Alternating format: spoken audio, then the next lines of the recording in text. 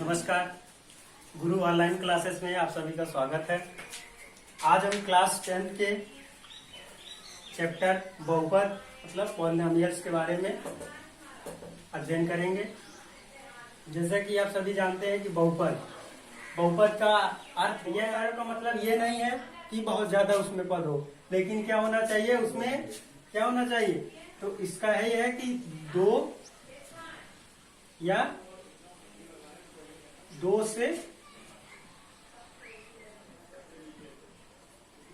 से अधिक। बहुपद का मतलब ये हो गया कि ऐसा बीजी व्यंजक। अब बीजी व्यंजक क्या होता है, अभी मैं आगे डिस्कस कर रहा हूं कि ऐसा बीजी व्यंजक जिसमें दो या दो से अधिक पद हो, उसको क्या कैसे हम एग्जांपल ले रहे हैं कि जनरल में 5x² प्लस 2x प्लस 3। जैसे कि देख लिए क्या है, एक 5x² प्लस 2x प्लस 3, कोई भी एक क्या है, पॉलिनोमियल है fx एक पॉलिनोमियल है जो क्या है 5x² प्लस 2x प्लस 3। जैसे कि इसमें क्या होगा, पद का मतलब ये हो गया या तो प्लस या माइनस से वो सेपरेट होगा, या तो प्लस से होगा या माइनस से। जैसे इसी को हम लिख सकते हैं 5x² प्लस 2x माइनस 3। हाँ ठीक, तो क्या हो जाएगा 5x² प्लस 2x प्लस 3, यह एक बहुपद है। तो जैसे 5x² प्लस 2x माइनस 3, यह भी एक बहुपद है। इसमें क्या होगा, ये देखिए इसमें कितने सारे पद हैं, एक पद इधर है, फर्स्ट सेकेंड एंड थर्ड।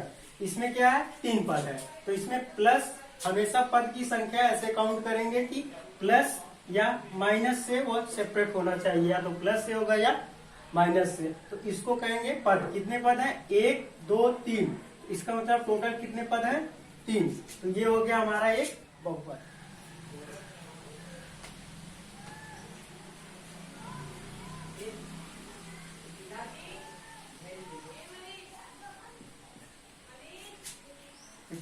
ऐसा बीजी व्यंजक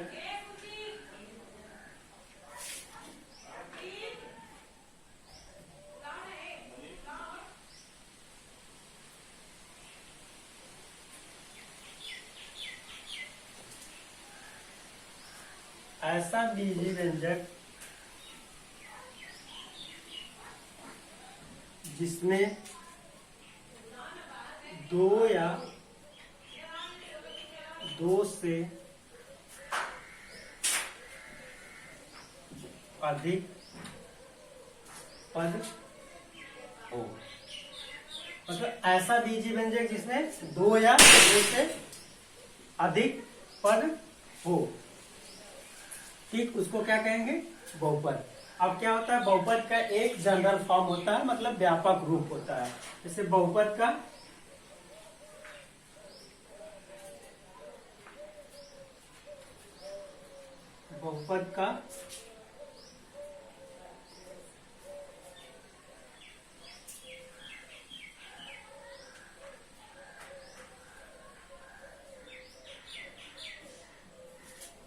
जैसे बहुपद का व्यापक रूप। बहुपद में क्या होता है, एक चीज ये हो गया कि उसमें दो या दो से अधिक पद होना चाहिए। दूसरी बात क्या होना चाहिए, वो एक बीजी व्यंजक होना चाहिए। बीजी व्यंजक मतलब उसमें क्या आता है, चर और अचर। ठीक, तो चर क्या कहते हैं, पहले उसको समझ लेते हैं, चर और अचर।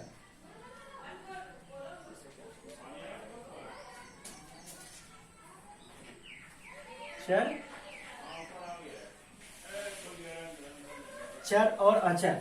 जैसे कि चर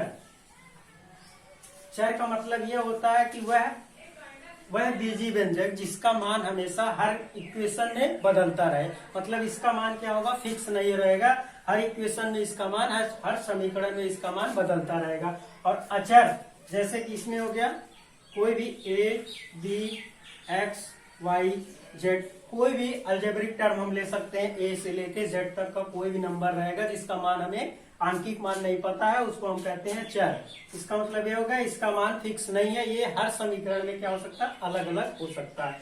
अचर का मतलब ये होगा जिसका मान फिक्स रहे, कांस्टेंट रहे, मतलब इसका अगर कोई भी नंबर है तो उसका मान नहीं बदलेगा। जैसे कोई भी नंबर ले लिया 1 2 300, ये हो गया। ये हो गया कि एक जैसे कोई भी समीकरण में अगर रख दिया जाए, जैसे 5x + 2, ये एक पॉलिनोमियल है, इसमें क्या है 5, अगर ये 5 है तो ये हमेशा कहीं पे भी रहेगा तो ये 5 ही रहेगा, इसका मान क्या होगा, कभी चेंज नहीं होगा। और 2 यहाँ पे है, 2 क्या है, ये भी एक कांस्टेंट, मतलब क्या है, अचर है, ये भी कभी चेंज नहीं होगा। x + 1 = 0 है। यहाँ पे हम क्या दिया है, x क्या है, एक चर है, 2 और 1 क्या है, एक अचर है। इसमें x की वैल्यू अगर हम यहाँ पे निकालेंगे, देखिए तो क्या आ रहा है हमारा 2x = -1। कभी भी समीकरण को सॉल्व करते समय ये पक्षांतर किया जाता है, एक जो भी वैल्यू निकालनी रहती है उसको बाएं पक्ष में, और जो जिसके वैल्यू हमें नहीं कांस्टेंट अचर दिया उसको क्या रख करेंगे, दाहिने पक्ष में रखेंगे। तो ये क्या हो जाएगा हमारा, यहाँ पे क्या है, प्लस है। अब प्लस है तो इसको पक्षांतर करेंगे तो क्या हो जाएगा, ये पॉजिटिव टर्म क्या होता है। अब देखिए पक्षांतर के कुछ नियम होते हैं, उसमें क्या हो जाएगा, जैसे पॉजिटिव, किसी भी चीज को पॉजिटिव है, निगेटिव है, मल्टीप्लीकेशन है और डिवीजन, 4 टर्म होते हैं। तो पॉजिटिव को जब भी बराबर के उधर ले जाते हैं तो वो माइनस चिन्ह में कन्वर्ट हो जाता है। उसके बाद यही चीज होता है, जब निगेटिव को बराबर के उस तरफ ले जाएंगे कोई भी टर्म तो क्या हो जाएगा, ये पॉजिटिव हो जाएगा। मल्टीप्लीकेशन को जब ले जाते हैं तो क्या हो जाता है, ये डिवीजन में चेंज हो जाता है। और ये क्या हो जाएगा, डिवीजन को ले जाएंगे तो मल्टीप्लीकेशन। तो यहाँ से देखने पे निष्कर्ष ये निकल रहा है कि पॉजिटिव को जब हम बराबर के उधर ले जाएंगे तो निगेटिव में, और जब निगेटिव को ले जाएंगे तो पॉजिटिव में, मतलब ये एक दूसरे को अपोजिट है। पॉजिटिव क्या होगा, निगेटिव में कन्वर्ट हो जाएगा, और निगेटिव क्या होगा, पॉजिटिव में कन्वर्ट हो जाएगा। इसी तरह से मल्टीप्लीकेशन और डिवीजन है। मल्टीप्लीकेशन को ले जा रहे हैं तो क्या हो जा रहा है, डिवाइड कर दे रहा है, और डिवीजन को ले जा रहा है तो क्या हो जा रहा है, मल्टीप्लीकेशन हो रहा है। तो यही चीज इसमें क्या हो रहा है,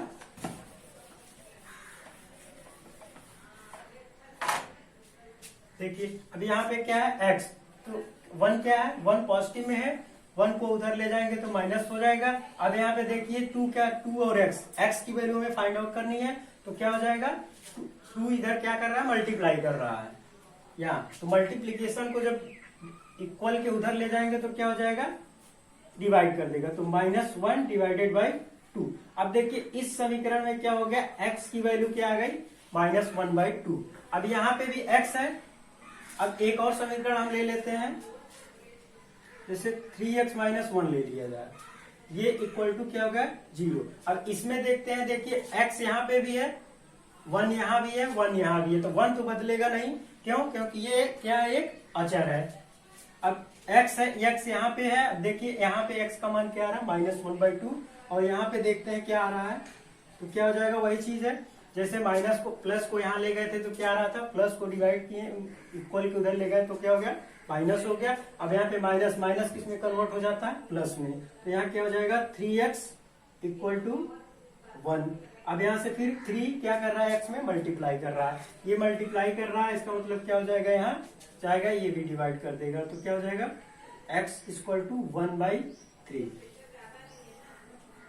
अब यहाँ पे क्या देखने को मिला, x की 2 वैल्यू में मिल गई, x = -1/2 आ रहा है, यहाँ पे x की मान 3 आ रहा है। इसका मतलब अलग अलग इक्वेशन में देखिए अलग x का मान क्या हो रहा है, वेरी कर रहा है, जबकि वहां 1 था, यहाँ भी 1 ही है। तो इससे क्या निष्कर्ष है, मतलब जो भी x y z है वो क्या है, चर है। तो चर का मान क्या होता है, हर समीकरण में अलग अलग रहेगा।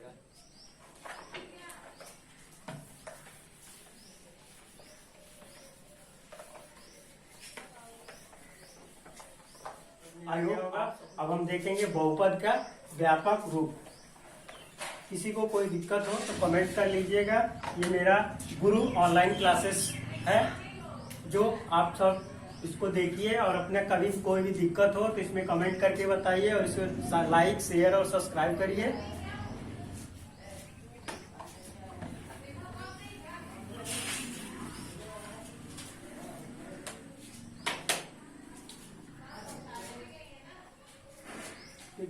यहाँ पे आ रहा है बहुपद का व्यापक रूप। इसका मतलब ये हो गया कि स्टैंडर्ड फॉर्म ऑफ पॉलिनोमियल्स, ठीक, स्टैंडर्ड फॉर्म ऑफ पॉलिनोमियल्स, किसी भी समीकरण का एक व्यापक रूप होगा था। व्यापक रूप मतलब ये होता है कि जनरलाइज, एक ऐसे इक्वेशन से हम उस ग्रुप के सारे इक्वेशन को जनरलाइज करके मतलब परिभाषित कर सके कि ये क्या है, व्यापक रूप। इसका मतलब वो एक ऐसा इक्वेशन होगा वो सारे बहुपद को उसमें क्या करेगा, कवर कर लेगा। कवर करने का मतलब ये है जैसे बहुपद ही कई टाइप के होते हैं, जैसे एक घात बहुपद होगा, दो घात बहुपद होगा, त्रिघात होगा और चार घात होगा। आगे भी होगा तो आगे हम डिस्कस करेंगे कितने टाइप के होते हैं। तो उसमें इसी तरह व्यापक रूप क्या होता है, जैसे एफ एक्स इक्वल टू कोई भी फंक्शन दिया है, यहाँ नहीं यहाँ लिखते हैं,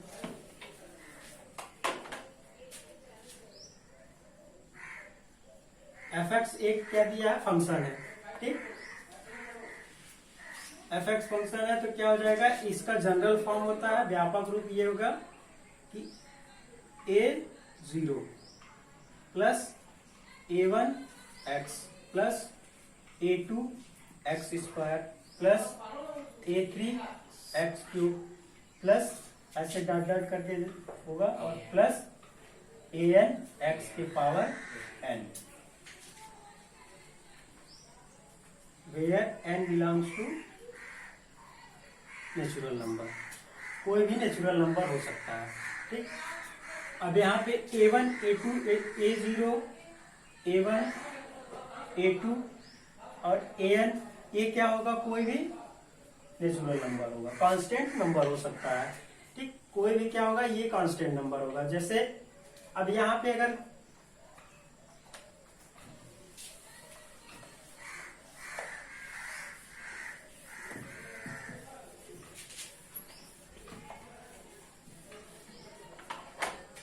अब जैसे हमें यहाँ पे पता करना कि एक घात का बहुपद क्या होगा, तो क्या करेंगे हम, x की वैल्यू क्या कर लेंगे, n की वैल्यू क्या कर लेंगे, 1 ले लेंगे। और इसी तरह अगर दो n की वैल्यू 1 ले लेंगे, तो n की वैल्यू जब 1 रखेंगे तो क्या हो जाएगा, यहाँ पे हमारा केवल एक घात का बहुपद मिलेगा, तो क्या हो जाएगा, x के पावर जब 1 रखेंगे तो कहां तक जाएगा, देखिए ये 1 to x की पावर 1 आएगा, यहाँ 1 है, ये 2 है, 3 है, ऐसे ऐसे डॉट डॉट क्या है, n है।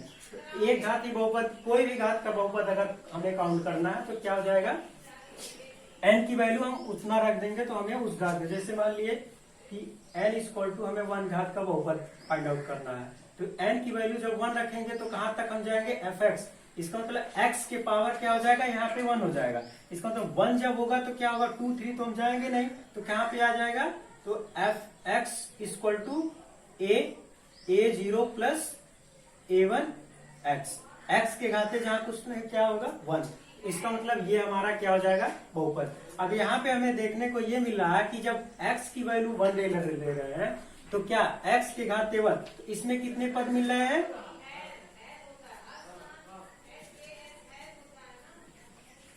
पद की संख्या कितनी हो जाए, 2, क्योंकि एक पद ये हो जाएगा और एक ये हो जाएगा 2। इसमें क्या, जब x की n की वैल्यू हम 1 ले रहे हैं व्यापक रूप में, तो हमें पद की संख्या कितनी मिल रही, 2 मिल रही है। अब n की वैल्यू 2 लेंगे तो क्या आ जाएगा, n इक्वल टू 2, तो fx इक्वल टू क्या आ जाएगा, अब n की वैल्यू 2 तो कहां तक हम जाएंगे, यहाँ पे x स्क्वायर तक, तो ये क्या हो जाएगा, a0 plus a1x plus a2x square, तो ये क्या हो गया, 2 घात, इसको कहते हैं लीनियर, और ये हो जाएगा लीनियर पॉलिनोमियल्स, और ये हो गया क्या हो गया, क्वाड्रेटिक इक्वेशन, मतलब 2 घात बहुपद। इसमें देखिए अब पदों की संख्या कितनी हो जाएगी, पदों की संख्या क्या हो गया, 3 हो गया, 1 ये 1 2 3। इसी तरह अगर n की वैल्यू 3 रखेंगे तो क्या हो जाएगा, fx equal to a0 plus a1x plus a2x square plus a3x cube. इस तरह इसमें देखेंगे तो पदों की संख्या कितनी मिल जाएगी, 4, ठीक। इसका मतलब यहाँ पे देखने को ये मिला है कि जब हम n की वैल्यू 1 रख रहे हैं तो उस बहुपद के जो भी बहुपद होगा उसमें पदों की संख्या क्या आ रही है, 2 2 आ रही है। n की वैल्यू जब 2 रख रहे हैं तो पदों की संख्या क्या आ रही है, 3 आ रही है। n की वैल्यू 3 रख रहे हैं तो पद की संख्या क्या आ रही है, 4 आ रही है। इसका मतलब ये है n की वैल्यू पे डिपेंड कर रहा है कि पद की संख्या क्या है, उससे एक अधिक है। इसका मतलब यह हुआ कि निष्कर्ष ये निकल रहा है कि किसी भी द्विघात, किसी भी बहुपद में उसमें अगर पदों की मैक्सिमम मतलब अधिकतम संख्या क्या हो सकती है, n+1। मतलब जितने घात का वह बहुपद होगा उससे एक अधिक उसमें पद की संख्या हो सकती है। जैसे क्या है, मान लीजिए 2 घात बहुपद है,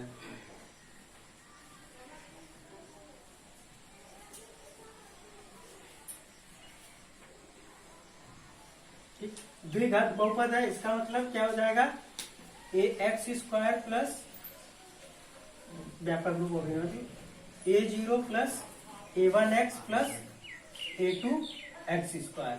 ये है, इसमें पदों की संख्या कितनी है,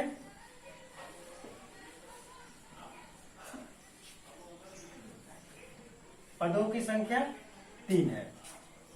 ऐसे ही अगर त्रिघात बहुपद होगा तो उसमें पदों की संख्या 4 होगा। उसके आगे जाएंगे तो उससे एक अधिक। इसका मतलब अगर बहुपद का घात nth, अगर nth घात का बहुपद है तो उसमें पदों की संख्या क्या हो जाएगा, n+1 हो जाएगा। ये ऑप्शनल क्वेश्चन में पूछा जाता है कि अगर मान लीजिए कोई बहुपद है, उसमें जैसे 10 कोई भी नंबर दे दिया, 10 घात का बहुपद या 15 घात का या 3 घात या 4 घात का, या जनरल तरीके से दे देगा कि n घात का बहुपद है, तो उसमें ऑप्शनल क्वेश्चन में आता है कि उसमें पदों की संख्या कितनी होगी। तो क्या होगा, जितने घात का बहुपद होगा उससे एक प्लस उसमें क्या हो जाएगा, एक अधिक पदों की संख्या हो जाएगा। अब ये नहीं, अधिकतम अगर कह रहा है कि इसमें अधिकतम पदों की संख्या क्या हो सकती है, तो क्या होगा, n+1। तो उसमें मिनिमम पदों की संख्या नहीं कह रहा है, ठीक। मिनिमम पदों की संख्या हम क्या कर सकते हैं, नहीं बता सकते हैं, क्योंकि अभी आएगा आगे क्वेश्चन तो हम उस पर डिस्कस कर रहे हैं। तो अधिकतम पदों की संख्या अगर क्वेश्चन में कह रहा है कि एक 3 घात का बहुपद है तो उसमें अधिकतम पदों की संख्या क्या होगी, 4 होगा। अगर 5 घात का बहुपद है तो उसमें अधिकतम पदों की संख्या 6 होगा। इसी तरह n घात का बहुपद है तो उसमें अधिकतम पदों की संख्या क्या हो सकती है, n+1, उससे एक अधिक पदों की संख्या होगा।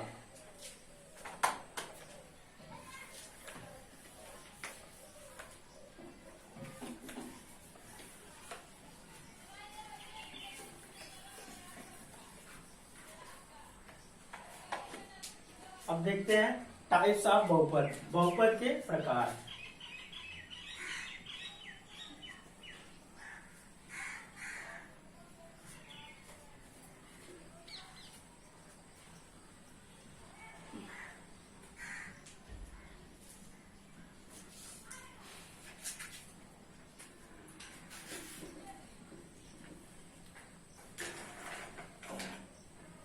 टाइप ऑफ पॉलिनोमियल्स, ठीक। अब बहुपद के प्रकार, तो इसी में जब n की बहुपद जो हमारा व्यापक बहुपद था, तो यहाँ पे हम लिख लेते हैं f(x) a0 plus a1x plus a2x² plus a3x³ plus an(x⁴n), ठीक। इसमें क्या होगा, जब बहुपद, अब इसमें क्या होगा, जब n की वैल्यू 1 होंगे तो उसमें क्या मिलेगा हमें,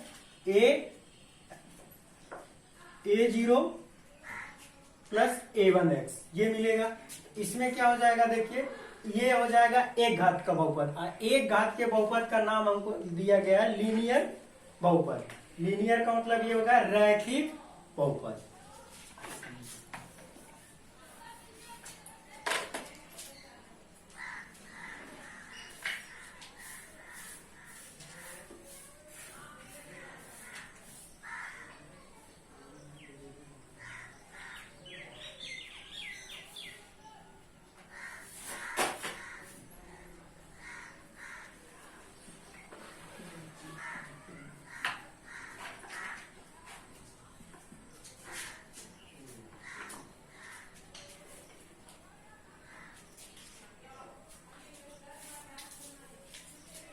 इसका डिफिनेशन देखते हैं।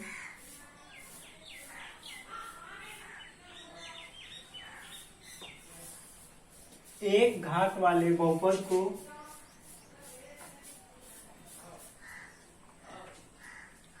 रैखिक बहुपद कहते हैं। एक घात वाले बहुपद को रैखिक बहुपद कहते हैं।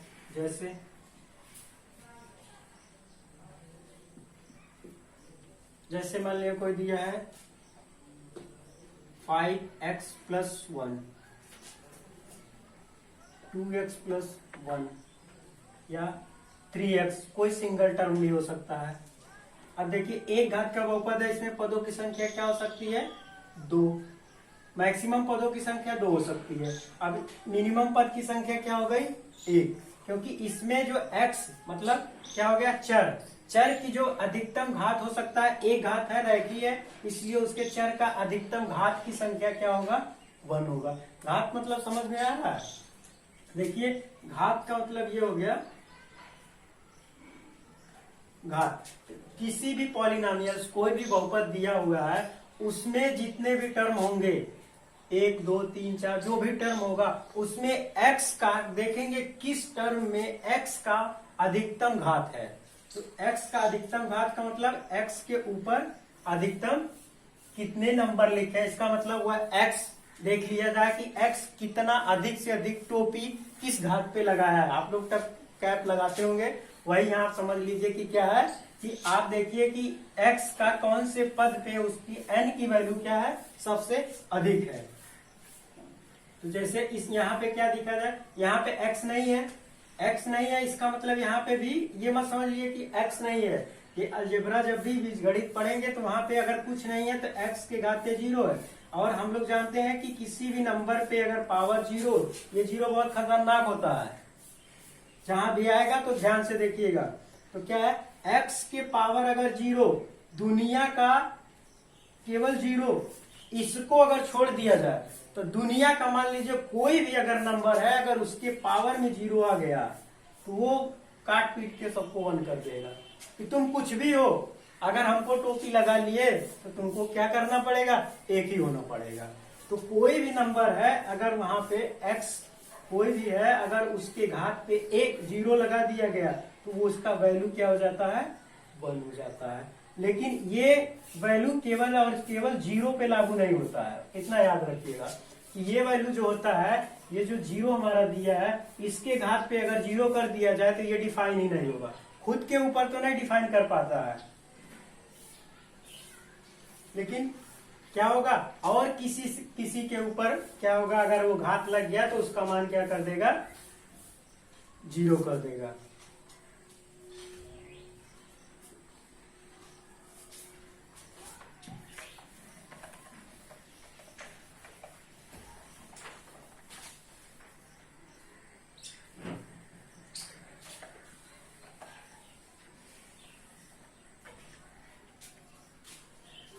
यहाँ पे देखिए क्या है, 1 था, 1 इंटू एक्स के घात पे 0, यहाँ पे भी लिख सकते हैं। ठीक, x के घात क्या है? 0। इसका मतलब x के घात 0 की वैल्यू क्या है? 1, और 1 का मल्टीप्लाई 1 में करेंगे तो क्या आएगा? 1 ही आएगा। इसका मतलब यहाँ क्या हो गया, x का एक घात हो गया, x का क्या क्या घात हो सकते हैं? ये 0 हो गया, और एक घात क्या हो गया, यहाँ पे x के घात कुछ नहीं तो 1 है। अब इसका क्या लेंगे? मैक्सिमा ले लेंगे। अगर घात की संख्या निकालनी है तो क्या हो जाएगा? मैक्सिमा। मैक्स का मतलब ये हुआ कि इन दोनों नंबर में से 0 और 1 से में दोनों में बड़ा कौन सा है। मैक्सिमा का मतलब यही हुआ कि दोनों में बड़ा कौन है। दोनों में बड़ा क्या है? 1 है। 0 और 1 में बड़ा क्या है? 1 है। तो इसका मतलब इस बहुपद का घात क्या हो गया? 1 हो गया। और इसी तरह इसमें भी देख लेंगे क्या हो जाएगा? 1।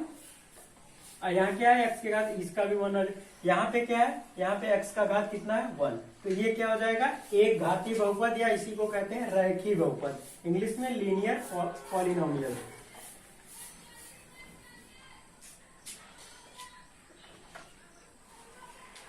अब दूसरा क्या है, जब n की वैल्यू क्या होगा? 2 होगा।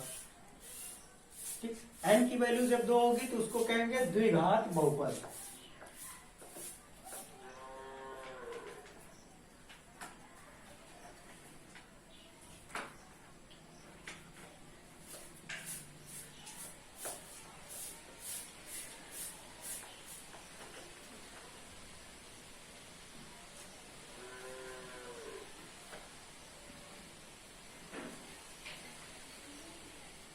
क्वाड्रेटिक पॉलिनोमियल्स, द्विघात बहुपद।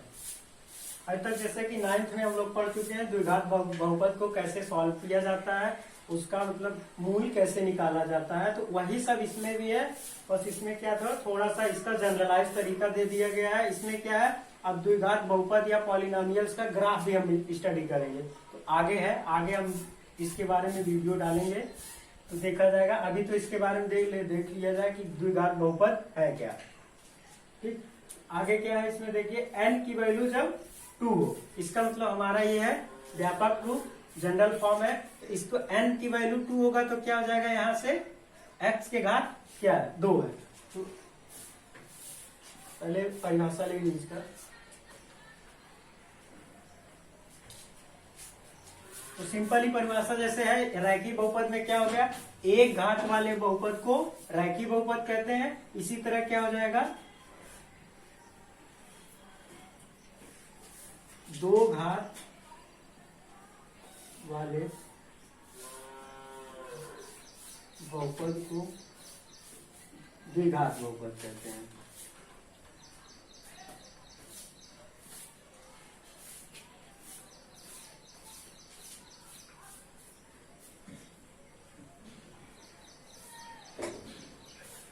दो घात वाले बहुपद को, जैसे 2x square plus 2x plus 1, 3x square plus 5x plus 1, या ऐसे भी लिख सकते हैं 2x स्क्वायर प्लस 2। इसमें देखिए क्या है, यहाँ पे क्या है, x के पावर 2, x के पावर 1, x क्या है, x के पावर, यहाँ कुछ नहीं है तो x के पावर 0। तो ये क्या हो जाएगा, अचर है, ये सब क्या, यहाँ अचर है 2, यहाँ अचर है x, क्या है वेरिएबल। तो x का यहाँ क्या है, अब देखिए अगर x का घात देखा जाए तो यहाँ पे x की घात 2 है, यहाँ पे x का घात 1 है और यहाँ पे x का घात नहीं है, तो कुछ क्या हो जाएगा 0। अब 2, 1 और 0 में इसमें अधिकतम क्या है, 2। इसका मतलब ये किस घात का बहुपद है, द्विघात का बहुपद है। ठीक, तो ये द्विघात का बहुपद है, तो इसका क्या हो जाएगा, द्विघात बहुपद क्वाड्रेटिक पॉलिनोमियल्स। इसी तरह इसमें भी देखेंगे तो क्या है, 2, 1 और 0, ये क्या हो जाएगा, ये इसमें भी मैक्सिमम कितना पावर आ रहा है, घात की संख्या क्या है 2, ये भी क्या हो जाएगा द्विघात। अब ये ऐसे लिखा नहीं जाएगा, बस इसमें देखने का तरीका ही हम बता रहे हैं कि कैसे इसको पावर क्या देखेंगे, घात कितना है। तो इसका क्या है, x है, यहाँ x के घात कितना है 2 और x के घात यहाँ कितना है 1 है। तो 2, 1 जहाँ कुछ नहीं वहां क्या है 0। अब 2, 1 और 0 में जब भी घात देखा जाएगा तो उसमें देखेंगे अधिकतम क्या है, अधिक क्या है 2, तो ये किस घात का बहुपद हो जाएगा 2।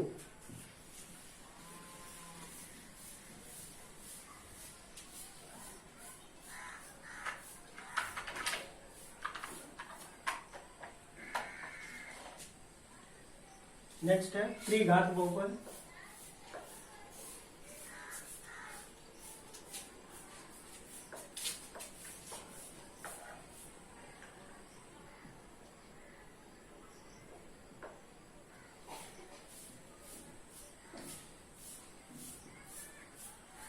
अब बहुपद समझ में आएगा, ऐसे त्रिघात बहुपद होगा तो बहुपद क्या हो जाएगा, अगर n की वैल्यू क्या हो जाए 3, इसका मतलब उसमें घात की, अगर कोई भी बहुपद दिया उसमें घात की अधिकतम संख्या क्या हो 3। इसका मतलब सिंपल डिफिनीशन क्या हो जाएगा, यहाँ जहां पे 2 घात है वहां क्या कर देंगे 3 घात। तो 3 घात वाले बहुपद को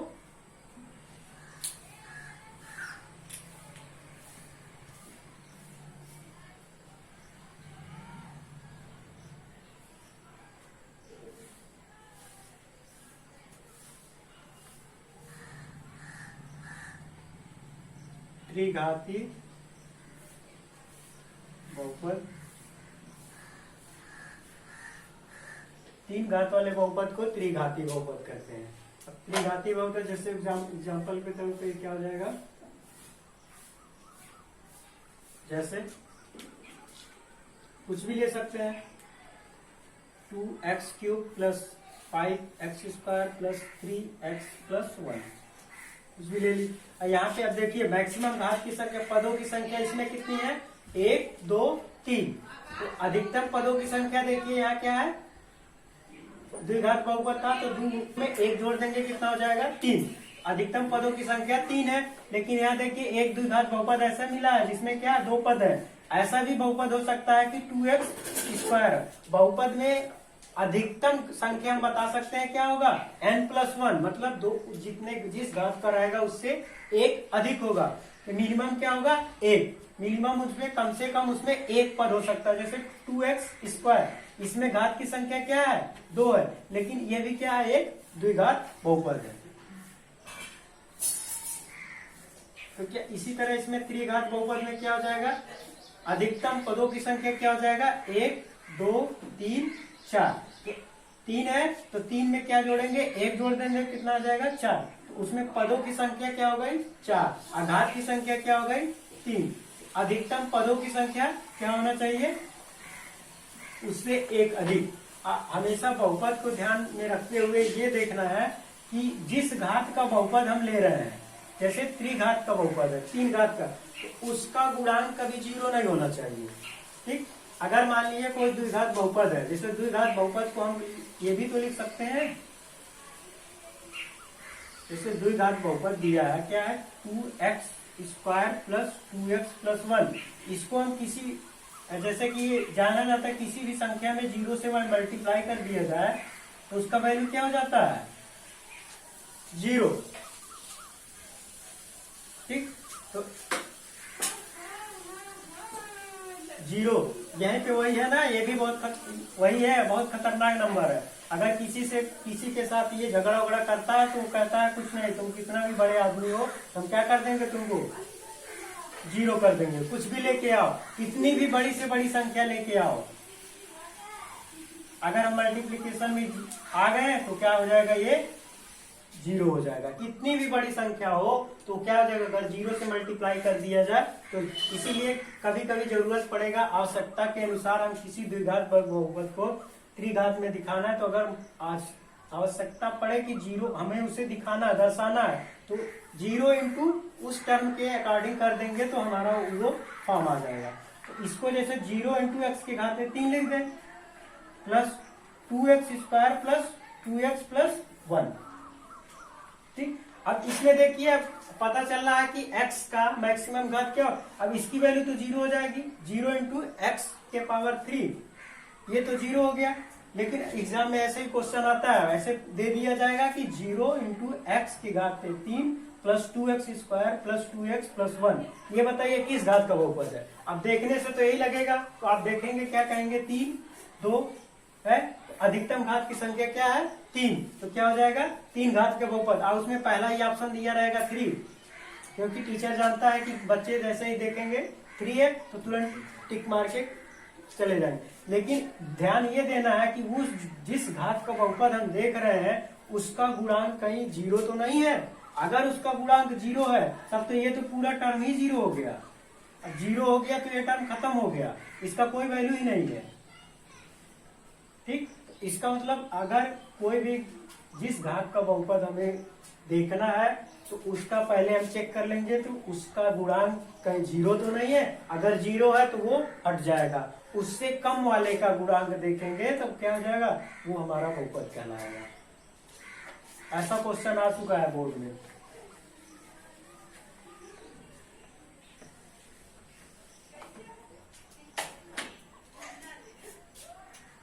जैसे ये हो जाएगा, एक एग्जांपल हो गया, और भी ले सकते हैं 5x³ प्लस 2x प्लस 1। अब इसमें देखिए, अब कुछ बच्चों के दिमाग में ये भी आ रहा होगा, इसमें तो 3 ही पद है, इसमें 4 पद है। आपने बताया कि क्या होगा, इसमें पदों की संख्या तो 4 हो सकती है, पदों की मैक्सिमम अधिकतम संख्या क्या हो सकती है 4 हो सकती है, लेकिन मिनिमम संख्या क्या होगा 4 से कम होगा। अधिकतम उसका क्या होगा, त्रिघात बहुपद को समझने के लिए हमें ये चाहिए कि x का अधिकतम घात कितना होना चाहिए 3 होना चाहिए, और उसका गुणांक का मतलब हो गया उस x के घात से जिस घात का है उसमें किस अंक से गुणा किया जा रहा है।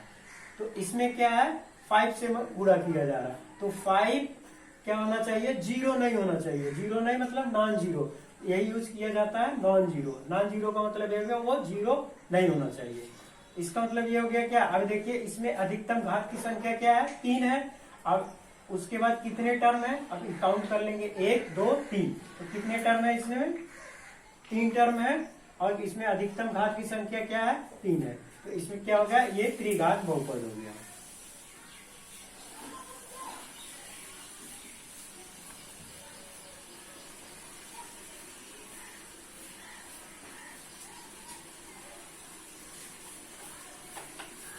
इसी तरह हो जाएगा चार घाती बहुपद। तो इसी तरह आगे भी बढ़ते जाएंगे, जिस घात का बहुपद करेगा तो क्या हो जाएगा, उसमें क्या हो जाएगा, ऐसे ही परिभाषा बनता जाए। 3 घात की बहुपद को क्या कहेंगे, त्रिघाती बहुपद। और इसी तरह n की वैल्यू 4 रख देंगे तो क्या आ जाएगा, 4 घाती बहुपद। आगे भी जैसे भी क्वेश्चन आएगा तो अब क्वेश्चन हम डिस्कस कर लेंगे किस घात का। बस इसमें क्वेश्चन ये बनता है कि जो भी क्वेश्चन दिया रहेगा, या तो क्वेश्चन ये बनेगा कि ऑप्शनल ही क्वेश्चन बनता है। इसमें एक इक्वेशन दिया जाए रहेगा एफ एक्स इक्वल टू कुछ भी दे दिया जाएगा, a x square plus b x plus c. क्या है ये, अधिकतम घात की संख्या 2 है, इसका मतलब क्या है, द्विघाती बहुपद है।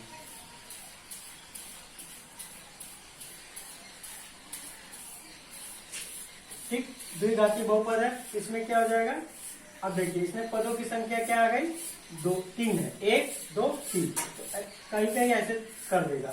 इसमें क्या हो जाएगा, पूछेगा कि किस घात का बहुपद है, तो हो जाएगा द्विघात बहुपद है। और इसमें पदों की संख्या क्या है, 2 है।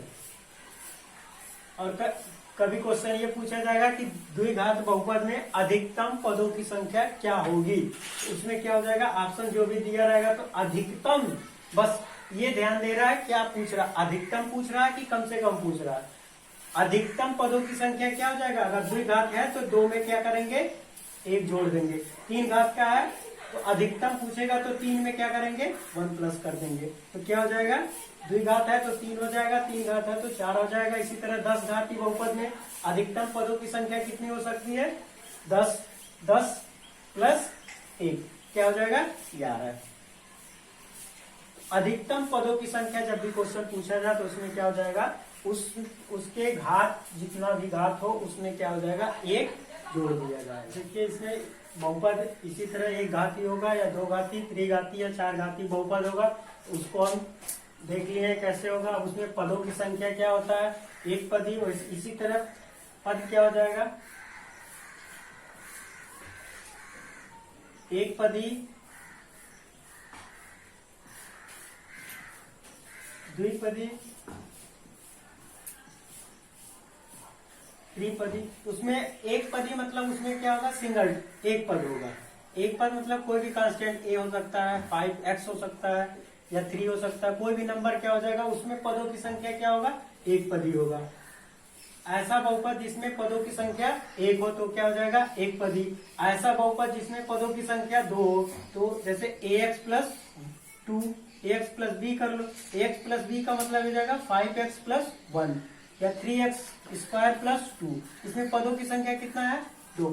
या माइनस के टर्म में ले लें 3x माइनस 1, या कभी कभी ऐसे भी ले सकते हैं। ऐसा नहीं है कि डिवीजन में नहीं ले सकते हैं, डिवीजन में भी 5/2 x प्लस 1, ये भी बहुपद है। हमारा यहाँ क्या है, डिवाइड कर रहा है, तो ये क्या हो जाएगा, ये भी बहुपद है। ऐसा नहीं है कि ये बहुपद नहीं होगा।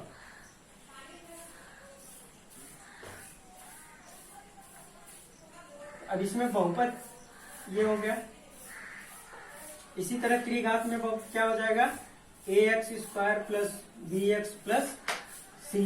इस टाइप में क्या आ जाएगा, 2x square plus 3x plus 1। इसमें पदों की संख्या, इसमें हमें घात से नहीं मतलब है, त्रिपदीय 3 पद वाले बहुपद क्या होगा, तो इसमें क्या पदों की संख्या 3 हो, घात से हमें नहीं मतलब है, केवल पद की संख्या 3 होना चाहिए। चाहे s के घाते 10 प्लस 5x स्क्वायर प्लस 1 हो, इसमें पदों की संख्या कितना है, केवल 3 है। तो त्रिपदीय बहुपद जब कहेगा त्रिपदी तो उसमें पद की संख्या, त्रिघाती तो उसका घात देखना है 3 है कि नहीं, तो ये हो जाएगा। आज का क्लास हम यहीं पे स्टॉप किया जा रहा है। इसमें किसी को भी अगर कहीं डाउट होगा तो कमेंट कर सकते हैं। और प्लीज लाइक, सब्सक्राइब और शेयर करिए। नमस्कार।